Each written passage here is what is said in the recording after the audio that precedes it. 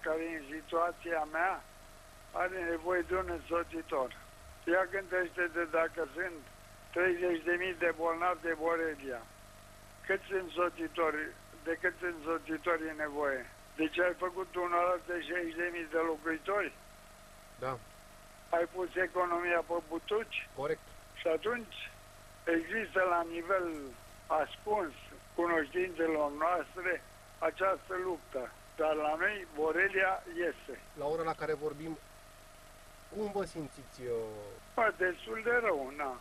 Adică vă mișcați, puteți să mergeți prin salon, să mergeți la grupul sanitar? Da, da. Dar, na.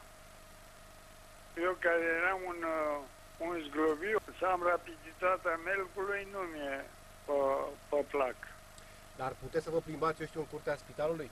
Nu mă plimb ca câini și căpușe.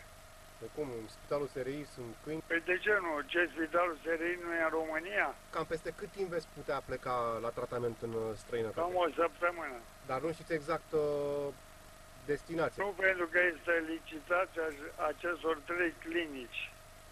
Și doamna Magda Catone o să vă însoțească într-una dintre clinici? Păi, nu știu, dacă are spectacole, nu poate să vină, îți dai seama. Dar relațiile dumneavoastră cu doamna Catone sunt foarte bune, nu? Bă, foarte bune. Sunt ca cu 2 ani, 3 ani, 4 ani. Adică o relație distantă, destul de rece. Aia așa, mai intelectuală. N-au mai existat discuții între dumneavoastră și doamna Catone? Nu. Dar totul se rezumă doar la cum vă simțiți dumneavoastră, ce mai e pe acasă, ce mai face băiatul? Eu cred că asta e important, să mă întrebi.